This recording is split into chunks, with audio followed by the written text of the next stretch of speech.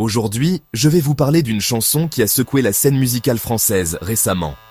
Jean et les nazis. Et non, ce n'est pas le nom d'un nouveau groupe de rock bizarre, quoique ça aurait pu être un groupe de punk. Ce morceau est une dénonciation féroce des idéologies nazies et de la haine qu'elles propagent. Spoiler alerte, les nazis ne sont pas les gentils. Qui l'aurait cru, hein? Dès le début, la chanson ne mâche pas ses mots. C'est comme si elle disait « Accrochez-vous, ça va secouer ». Et pas dans le bon sens. C'est un fils de pute qui se branle sur des génocides. Ça pose tout de suite le ton. Pas vraiment une chanson à chanter sous la douche. À moins que vous aimiez les douches très froides. Les nazis sont décrits comme des individus obsédés par la violence et totalement dépourvus d'empathie. En gros, des gens que vous ne voudriez pas inviter à votre barbecue. Sauf si vous aimez les conversations gênantes. Leur ignorance est mise en lumière avec des phrases comme « Leur ego est gros, leur cerveau ne dépasse pas ma teub ». Une façon élégante de dire qu'ils ne sont pas les plus brillants, et probablement pas les plus populaires non plus. Jean, le personnage central, représente la résistance. Pensez à lui comme un super-héros sans cape, mais avec beaucoup de courage, et peut-être un peu de folie. Il est prêt à tout pour combattre ses idéologies, même à affronter des nazis en string, apparemment. Oui, vous avez bien entendu. Jean sans peur va te faire bouffer tes valeurs. Il est clair qu'il ne reculera devant rien. Pas même devant un buffet de valeurs nazies. Bon appétit. La chanson critique aussi les peurs irrationnelles des nazis envers les minorités. Parce que, apparemment, un mec en string est leur pire cauchemar. Peut-être qu'ils ont juste peur de la mode. T'as peur d'un mec en string et que ta go porte la moustache? Une manière de montrer leur lâcheté et leur hypocrisie. Et leur manque de goût vestimentaire. Sérieusement, qui a peur d'une moustache?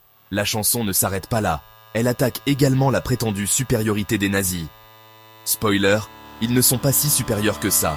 En fait, ils sont plutôt nuls. Mange tes grands morts avec ta supériorité, et rappelle que leurs actes ne sont que des manifestations de leur faiblesse intérieure. Comme un enfant qui fait une crise de colère. Ou un adulte qui perd à Mario Kart. Jean-Marie Le Pen, figure emblématique de l'extrême droite française, est aussi visé. Son héritage, malgré sa mort en janvier 2025, continue de hanter la France à travers le Rassemblement national. Comme un fantôme qu'on n'arrive pas à exorciser. Peut-être qu'on devrait appeler les Ghostbusters. Les nazis et leurs idées étranges sont montés à l'envers. Une critique directe de ceux qui continuent de propager ces idéologies. Comme si quelqu'un avait mis leur cerveau à l'envers. Ou qu'ils l'avaient perdu en route. La chanson se termine par une mise en garde contre le fascisme et le besoin constant de vigilance. Parce que, sérieusement, qui veut revivre ça? Pas moi en tout cas. C'est une folie que des nazis censurent à coups d'antisémitisme. Voilà, c'était une analyse de Jean et les nazis. Une chanson poignante qui nous rappelle l'importance de lutter contre la haine et de ne jamais inviter un nazi à votre barbecue. Sérieusement, ils ne savent même pas faire griller des saucisses.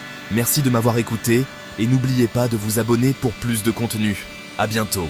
Et n'oubliez pas, les nazis ne savent pas faire de barbecue ou de la bonne musique.